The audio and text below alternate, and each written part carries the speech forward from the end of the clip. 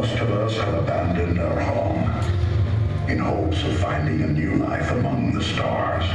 We do not know how many of our brothers escaped Megatron's blockade. I can only be certain of this. Just one transport remains. I'm Peter Cullen. I'm playing the part of Optimus Prime. We're recording a video game called Transformers: Fall of Cybertron. The characters are so rich and they're so very, very true.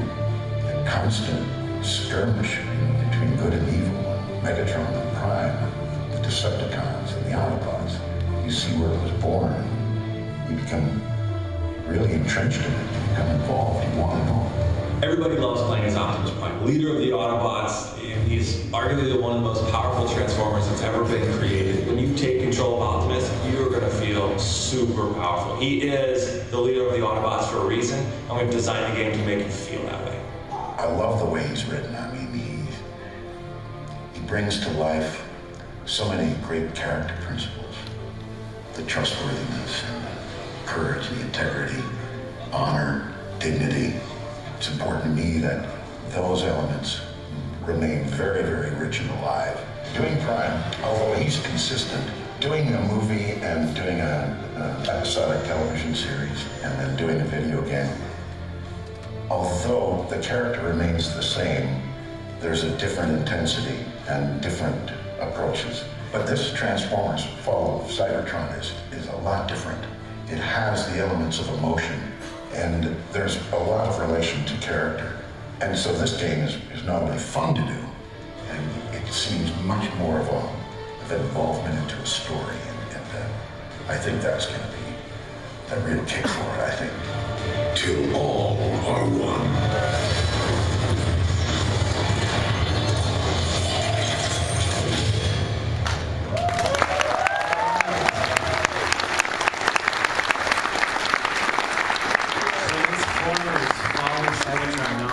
I've been a Transformers fan since I was a small kid until I met the two guys next to me. They completely paled me in comparison, so I'd like to introduce the game director from High Studios, Matt Teacher. We have the senior creative director, Dave Cravens. And next to Dave certainly doesn't need any introduction. You saw him on the film, the legendary voice of Optimus Prime, Peter Cullen.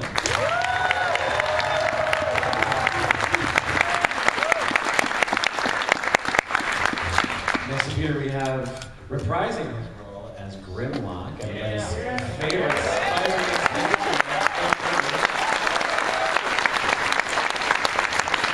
Next to Greg, an amazing man, the man of 1,000 voices, Nolan North.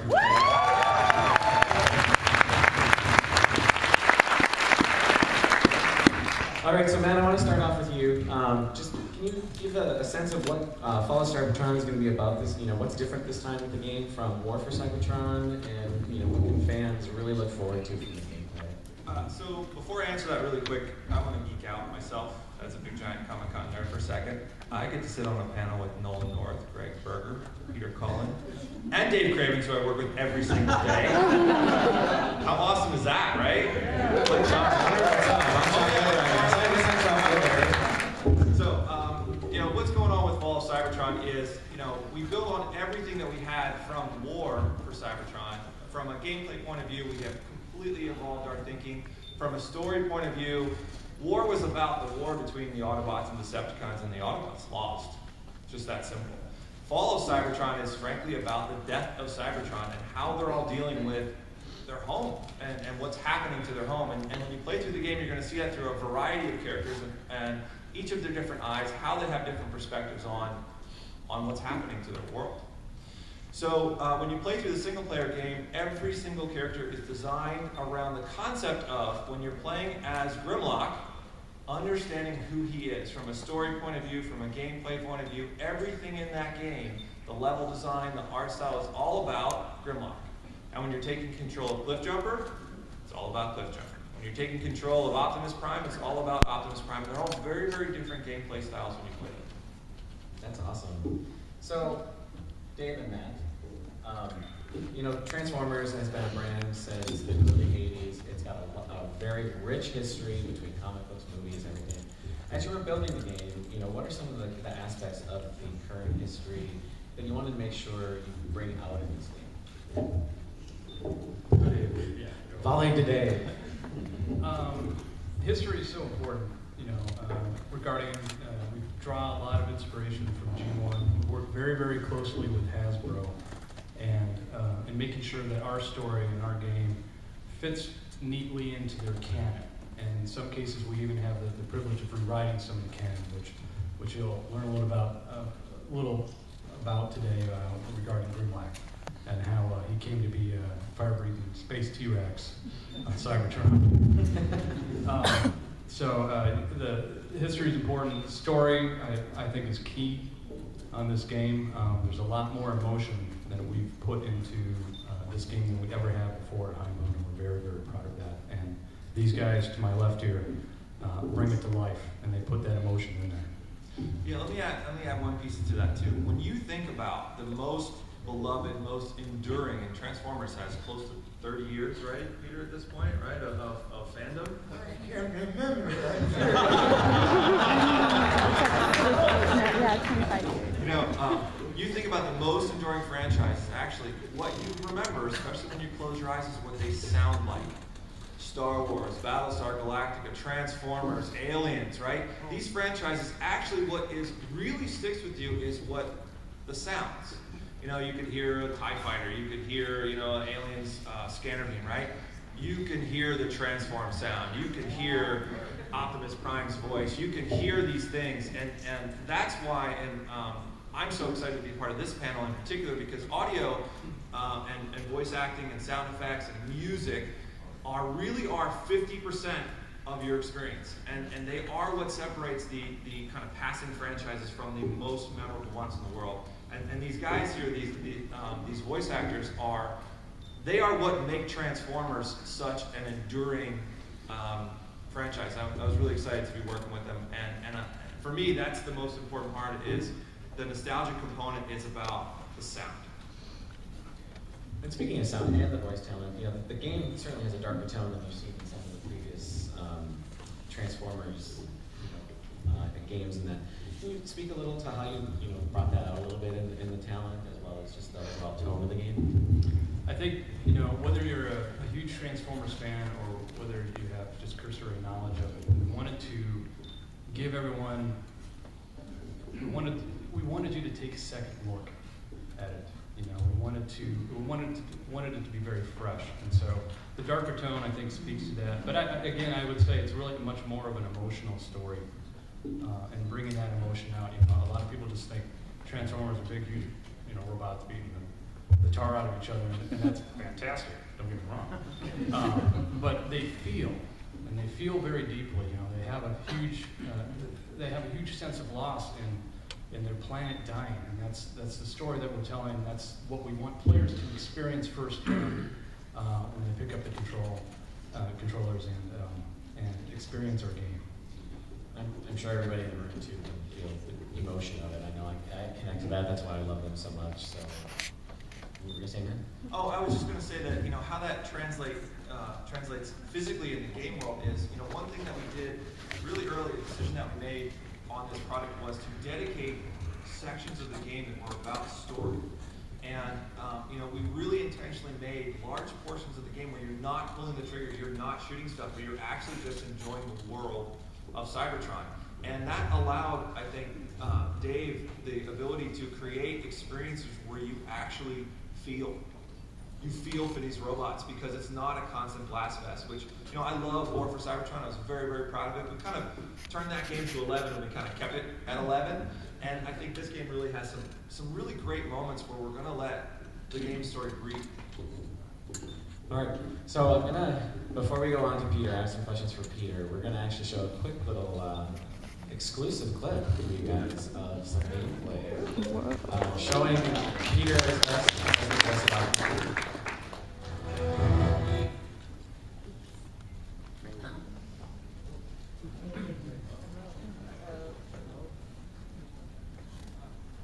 You're out of energy, Optimus! Then we need to find more, Perceptor. I'm heading back. Oh, The door shut on its own.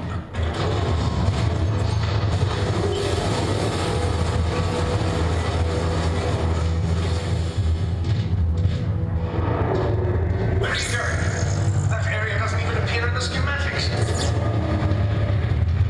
Optimus, you're breaking up! Optimus!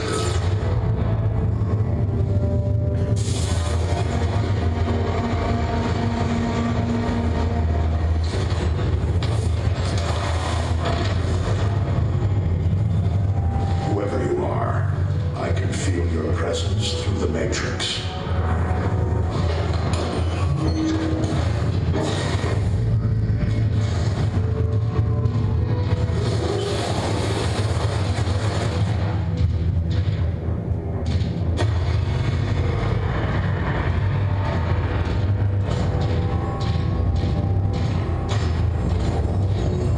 I ask you. No, I order you. Help us in this dire time of need.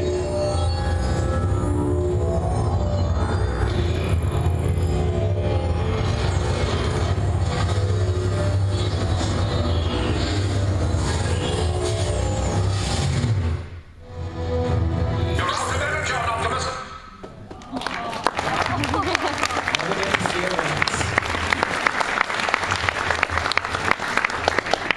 There's not much to be said. I mean, Peter, you've been the legendary voice of Optimus Prime. I mean, I'm having my San Diego moment here, being able to have a conversation with you. You know, as with the Dark Return that we talked about with Matt and Dave, you know, what did you pull? Did you have any inspiration, or you know, how did you get to that tone to be able to play the part of Optimus Prime? Well, Carlos, the energy that's presented in the game itself, that, from the people that create it, and all the people that are involved with the game, and there's so many facets to that. There is an enthusiasm that I felt over the years, and this particular game, I was really poised to do some great things that I was told were going to happen. And I had that confidence level inside that didn't have to question a line or where it fit or where it was supposed to go, because I was privy to that. And I just assumed the character and took on the normal traits of personality and character and applied it to that, knowing that they were going to be taken care of. And as you can well see, everybody, that the character remains still alive, and that I'm speaking for all of the characters. It's very much, it's like being involved in the show itself, you know, and I was ultimately really surprised to see the finished product. My jaw dropped, because the level of I mean, the level of art and action and movement and voice, and it's like anything I've ever seen. So it was really easy to do what I had to do. I just had to be Optimus. That's a quote of San Diego Comic-Con. Just be Optimus. And speaking of Optimus, I mean, why, you know, as the leader of the Autobots, why do you think people just connect so well to Optimus Prime? I think it's the reliability factor. I could be wrong, but he hasn't changed since 1984. The original creators, they produced a hero for the first time that I thought was not the normal run-of-the-mill. And I applied,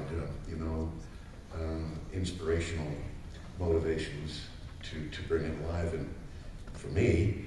And I think we hit a home run years ago, and we have never altered course. We've never changed. We've never veered away from the basics of his character, which is, ultimately it's honor, integrity, dignity, trustworthiness, courage, humility, gentility, strength. All of those things together have never changed over the years, and I think I'm probably one of the luckiest guys in the entire world to be able to be a part of Optimus Prime. That's great. It's really good.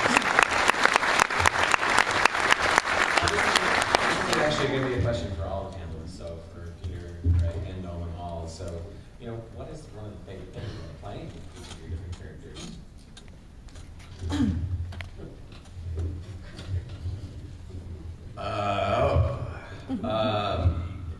Well, one of the greatest things about playing Grimlock actually came to my attention, as it comes to all of our attentions, when that venture that you're starting, that you're giving birth to, that you're at the inception of, is not only embraced, but held on to by a generation and then another generation and who knows, maybe another generation.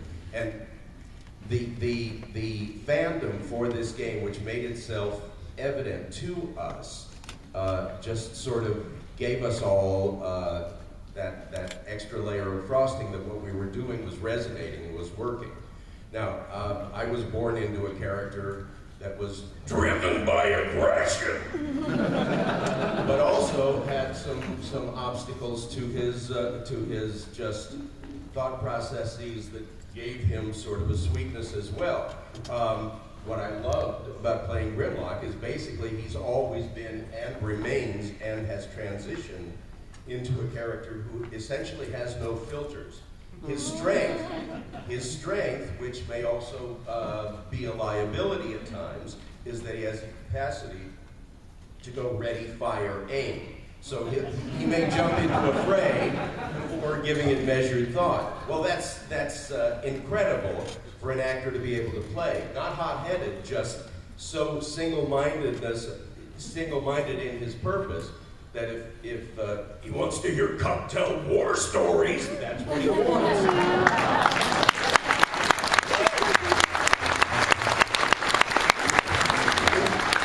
Blur is trying to get him onto a transport saying, nice dino, nice dino. He says, me no nice dino, me king.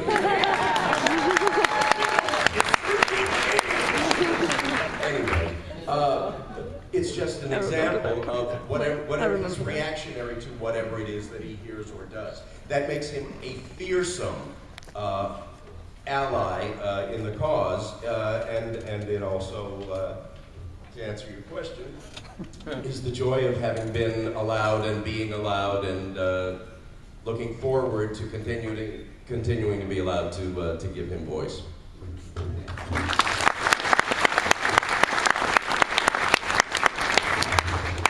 Colin, did you?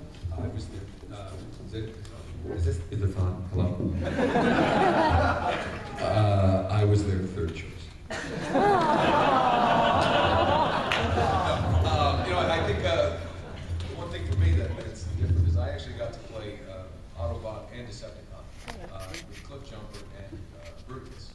So it was vocally, it's always fun to be able to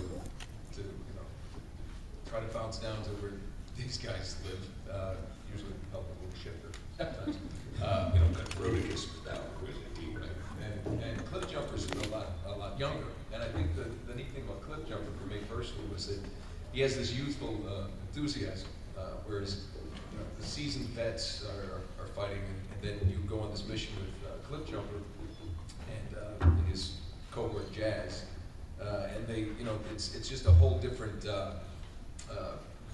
type of gameplay than what you seem to be used to. I thought that was a lot of fun to play that guy with the youthful exuberance. Because so many of these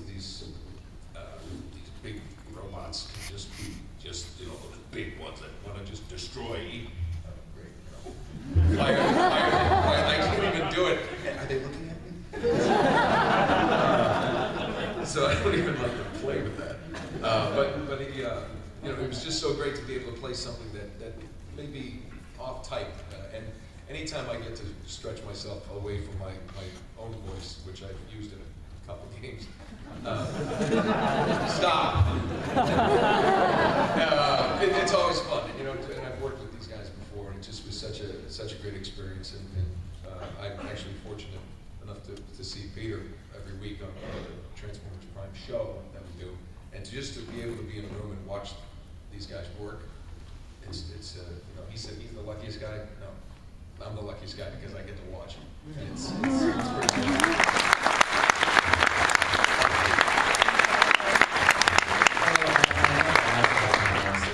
I personally want to know.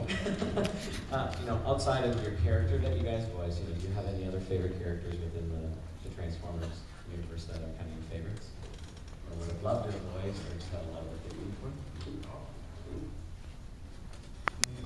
Well, I used to really love a character I did back in Generation 1. And I based him on kind of Wallace Berry and Chill Wills. I remember when I was going to the audition, just that night I had seen, or in the past few days I had seen Wallace Berry. And if you knew Wallace Berry, he was an old grizzled actor, oh, gee willikers.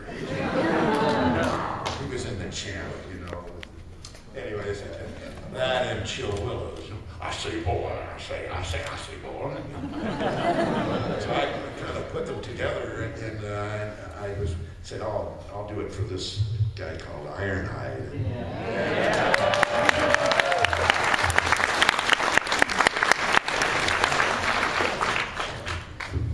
Also back to G1, a character that I was allowed to voice. Before he was Skyfire, before he was Jetfire, I was the voice of Skyfire. Skyfire had a very interesting moral dilemma between Autobot and Decepticon, and that same kind of simple but complex having to choose between what you consider the right path. And I thought that was great. And I was Long Haul, who always said I didn't join his outfit to be no dump truck. So the characters that I love, thankfully, are characters I've been allowed to voice. So.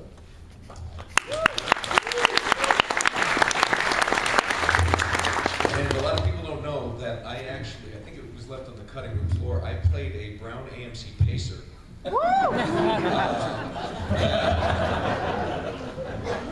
sound a lot like this. And basically every time I transformed, all my windows shattered.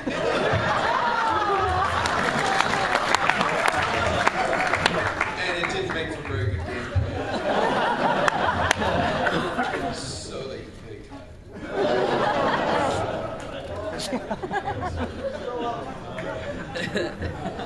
Well, I'm excited.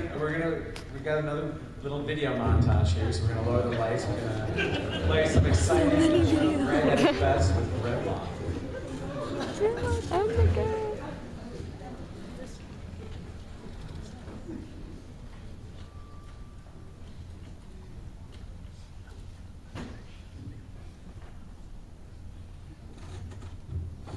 So, you are the one called Grimlock.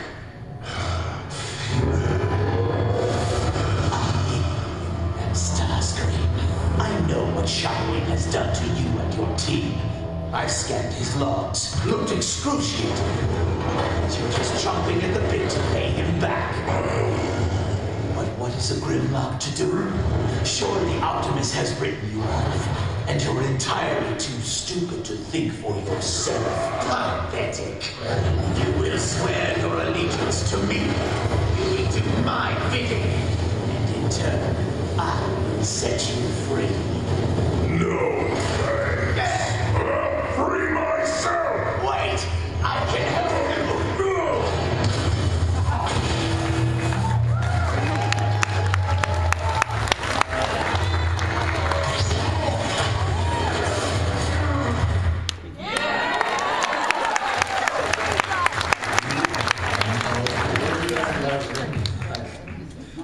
Now, Greg, G1 Grimlock, Fall of Cybertron Grimlock, they're very different. Can you speak to some of the differences between the two characters? Yeah. As an actor, I think our goal is to bring truth to whatever it is we're given. I look at all of this as insanely collaborative and only collaborative, and there is no one element at the expense of any other element. They've beaten their heads against walls to make a consistent, logical, wonderful, important way of introducing Grimlock into this canon, into this story, into this mythology, or you know what, it's a world that's so real that it's not mythological, it's just sort of another world that we all enjoy living in. But the same things I said earlier about no filters apply to this.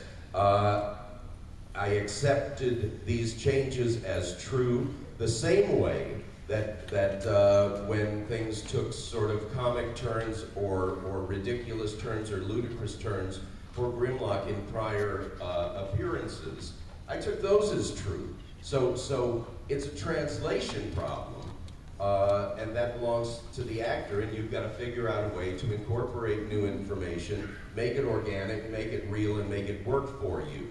My grammar gets a little better, which is another way to go. But what we all love and long for and wait for are the obstacles that make a through line for a character more interesting, more difficult, and more filled with conflict and things that you have to fight against and fight for. I've got such an embarrassment of riches of that in this game that diving in and making it honest and making it real was the fun part. A lot of games have to be done because of the complexity of them, isolated in a booth. So it's a very important relationship that I had with Dave in particular, just as far as him painting the intensity and urgency. And a lot of the things at the outset sounded like this planetary situation was sort of filled with sadness, but what it's filled with is incredible urgency and incredible all the marvels moment to moment. That's what makes it alive, and that's what makes it kind of thrilling to be involved. And just the notion of the interactivity of the gameplay is mind-blowing, because I know from fandom, to be honest, how invested Transformers audience in particular is, and that they long to be participants rather than spectators. And this is it. This is it. You're in it. You're it. So really something to wrap your hands around. Now, okay, now, as we know, Grimlock's full of rage. He's an angry Dinobot. How do you prepare for a role like that? What do you pull from yourself to get into that role, knowing especially... The 405.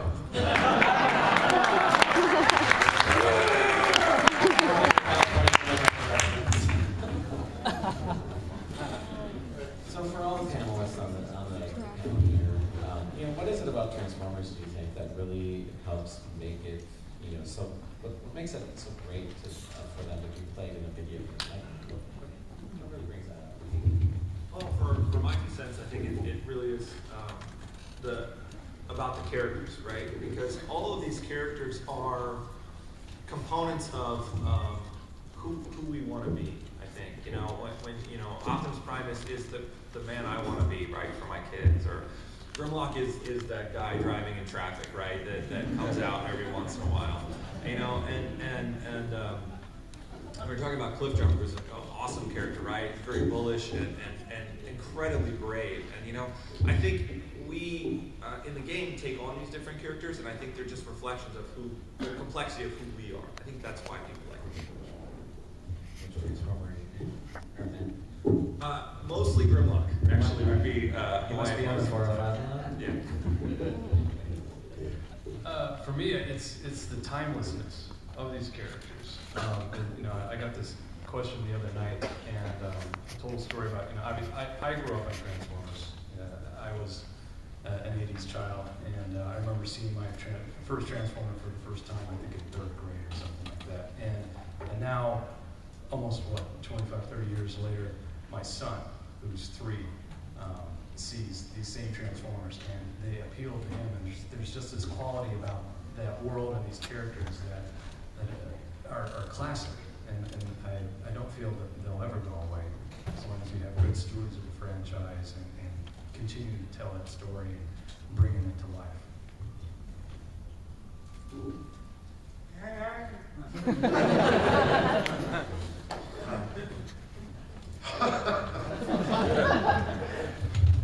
What was your question?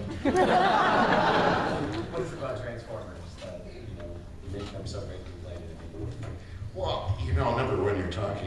worst game player in the world. I mean, I couldn't even play Pac-Man. But you played Mario! I played Kick the Can.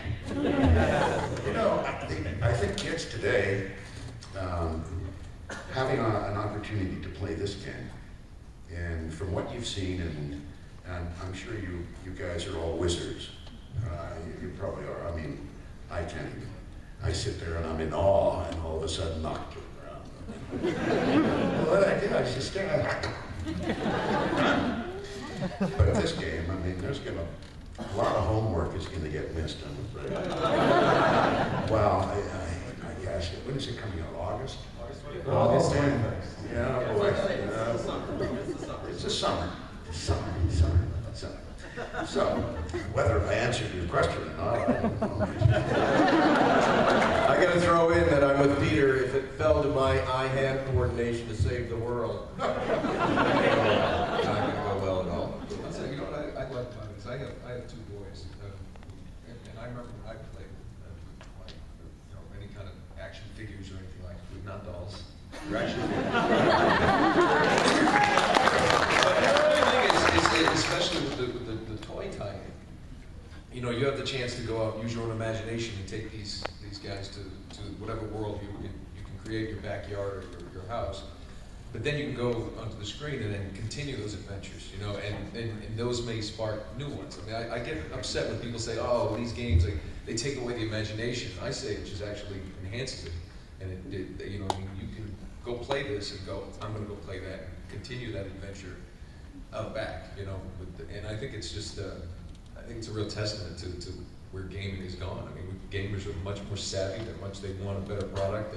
They're smarter. They're just, and they want. That's the other great thing about this game in particular. I just wanted to put out there was the narrative. You know, the story. They really are. There's heart to this. You know, underneath all that metal. I think it's fantastic. Hey, I want to say one thing about what Dave said about as long as... No, you said it. Oh, okay. As long as the franchise is in the hands of good stewards. It's so clear from talking to these guys or reading about these guys or seeing some of the interviews with these guys, how desperately and totally they care. They care.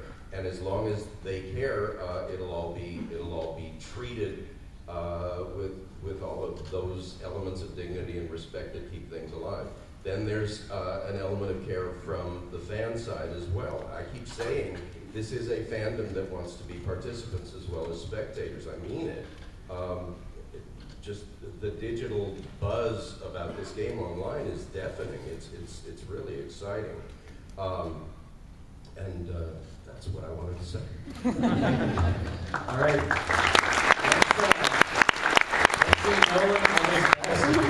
Turn the lights, please. And see a little cliff jumper action.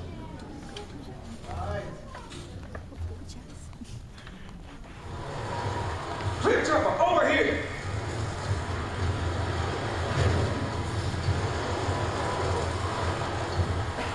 Jax, that ship's markings match the one that was stolen from the base. It's a good bad Grimlock user.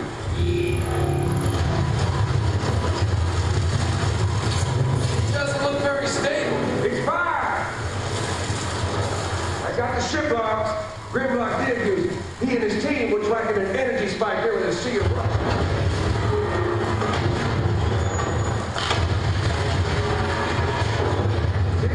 Under control, baby. Can't believe you outran me. Flip jumper, over here!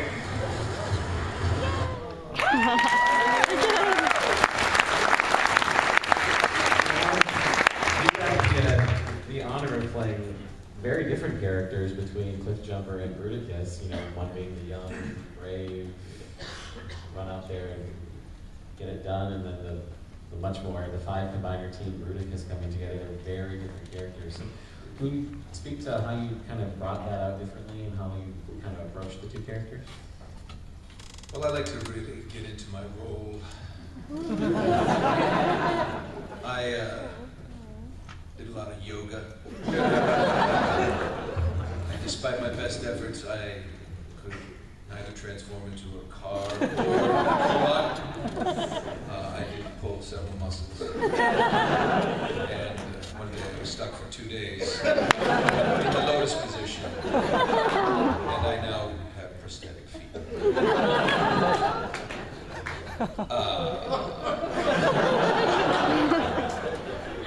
I'll tell you what, as I said before, they're very different things. They're a lot of fun to play. Can I talk about jazz? One thing that you'll get a treat, we're not the only, obviously, voice talent, although we could have been. My cohort in this, and one of the things that made this a lot of fun is, and I'm sure there's fans of him, because I'm a fan of his, jazz is played by Troy Baker. And despite some of you not liking this, he and I are friends. And we actually they did a great thing with this, is rather than, Greg was talking about earlier about a lot of times we're in the booth alone to do this work. They brought us in together because we know each other, and they thought, these two have to run around in this campaign, let's have them interact vocally as well. And I think that really lends to the feel of the heart of this, to the fun factor too, because I wish you could play the outtakes, but you'll never hear those. Social services would take my children away. But it's one of those rare times when the developer says, hey, the dynamic between these two is what it is, in life. Let's bring that and bring that into the room and then to the game. And I think, he was great. The voices that he put on was fantastic. In fact, I gotta tell you, I actually like jazz better than that. I want to say, I'm jazz too. I do that. Come on, Cliff, jump. Why do you have to pay either? Cliff jump, let's do this. Doesn't look very safe, Jazz. Oh, come on, get your ass up here.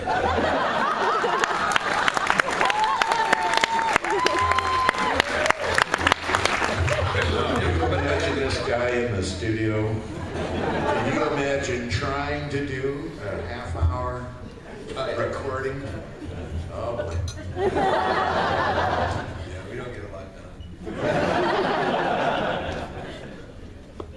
We're paid by the hour.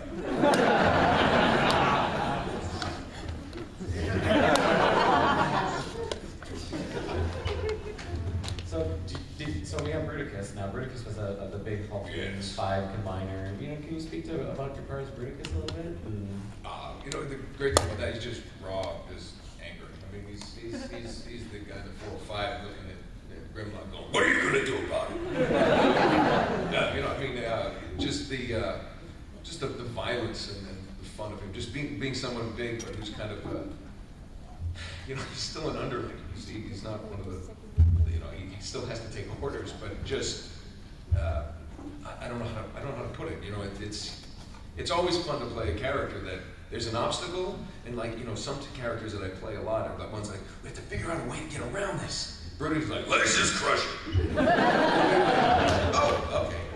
And so there's some, I love the simplicity of that character. When you're just playing somebody like that, and locally it's the vocal gymnastics, and just nice cup of tea at the end of the day. And that's another thing. They take care of us, make sure there's lozenges. When you don't naturally sound like you have a lit cigar in your larynx.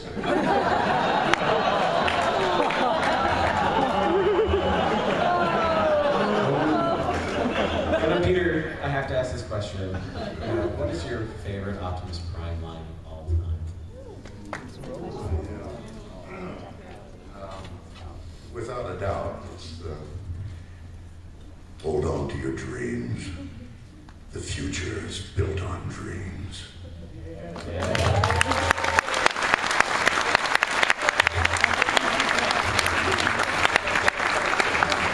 Just gives you chills, doesn't it?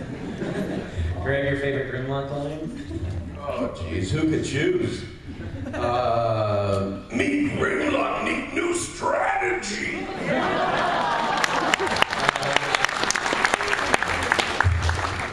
No, you got any more? We've heard some. Hey, Jazz, is that a pacer? It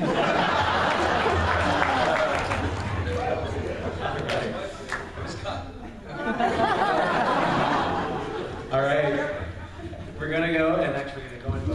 awesome, great video. So if you can dim the lights, this is our E3 video that we debuted last month. And hope you guys like it.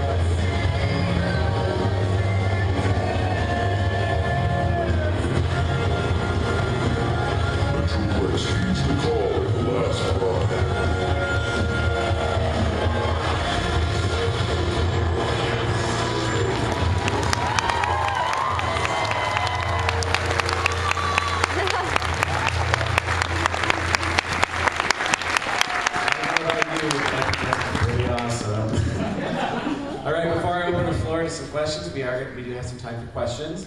I just want to thank the panelists, Nolan, Greg, Peter, thank you so much for being here today. I hope you guys every day. We do have time for questions.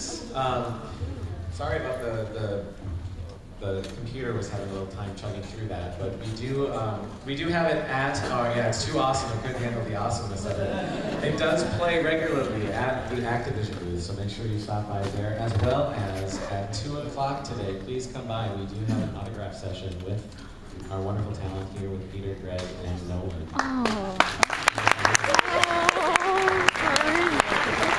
You can also see all of our videos, all the great trailers that we've done, also at our game website, transformersgame.com. You know, date up there. It's coming out August 21st. Got a nervous gentleman here. Take some deep breaths. If you'd like to ask a question. First off, I just want to say, Nolan, I really look forward to hearing more from you as Bruticus and Cliff Jumper. Looking forward to the Transformers Dynasty, bro.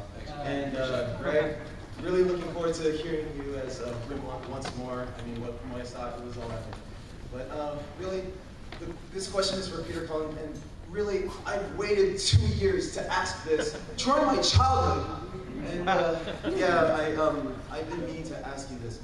Again, my name is Craig, and I would like your most powerful transform and roll out to me.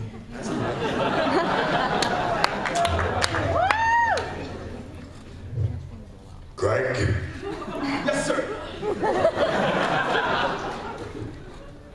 Autobot, transform, and roll out! Yes, sir!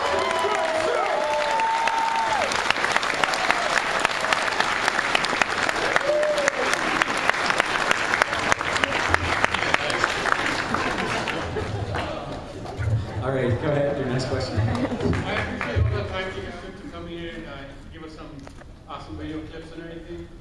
My request is for Peter. I have a friend who unfortunately had some tragic circumstances, couldn't make it. I was wondering, Peter, you and your Optimus Prime was to give us some words of encouragement and hope.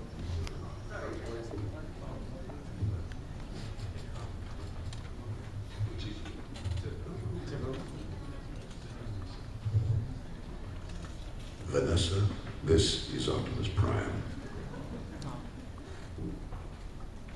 always look ahead for the positive.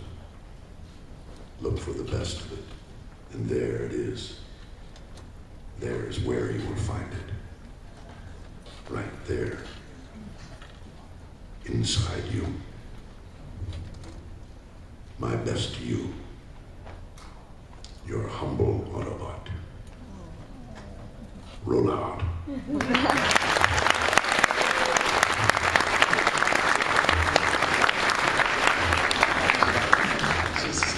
Count me in for the PC version. Yeah. Anyway, Peter, thanks for last night's panel.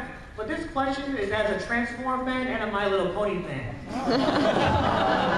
If Optimus Prime wrote a letter to Princess Celestia, what would he say?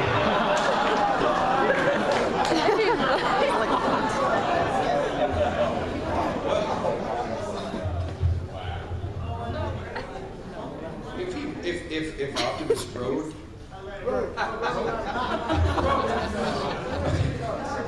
you just became my favorite person. It's all you, Optimus.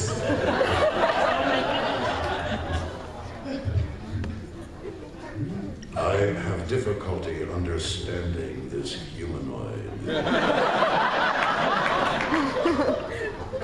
It grows with a sword between its eyes. I do not understand.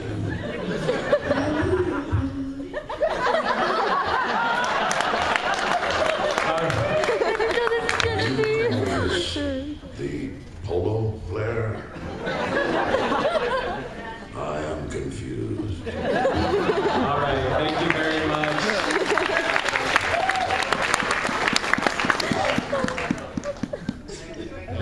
Oh my God, had I not No, thank you. Next question, please. Hi, I'm Andrew Jones. I was just curious. Aspiring actor, voice actor. If you had to give advice, this is first time, what would you give to someone who wants to do it? Saline nasal spray. Seriously. Oh, okay. No, I'm not kidding. I started using saline nasal spray because seriously, I could take classes and follow your craft. Saline nasal spray. I'm going to give you something just that nobody else is going to tell you. I haven't had a sinus infection and missed a day of work in 2 years since I started doing it. Seriously.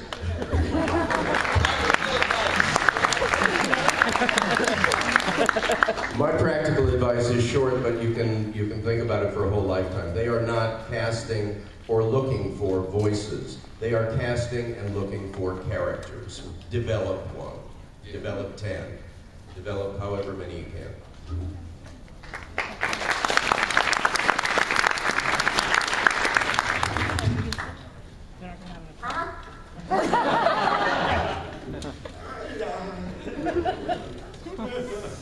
I don't know how to answer that question. I don't know. Never give up. You know, do it, work on the things that come naturally to you. Annoy people with sound effects.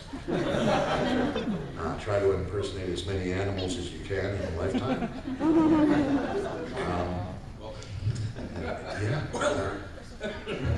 Be Frank Welker. That's so easy. All right, we only have time for just like one or two more questions. Hi guys, John. This is more for Matt and Dave. Matt, you touched on this a little earlier about the importance of music in games.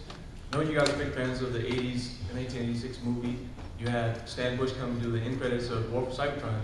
Can we expect a little more of the, like the Vince DiCola synthesized keyboard sound effects in the game, as well as the 80s hairband throwbacks in-game music? You're a Stan Bush fan? Of course, yes. Yeah. Is there a room full of Stan Bush fans? Stan Bush song makes an appearance in the game.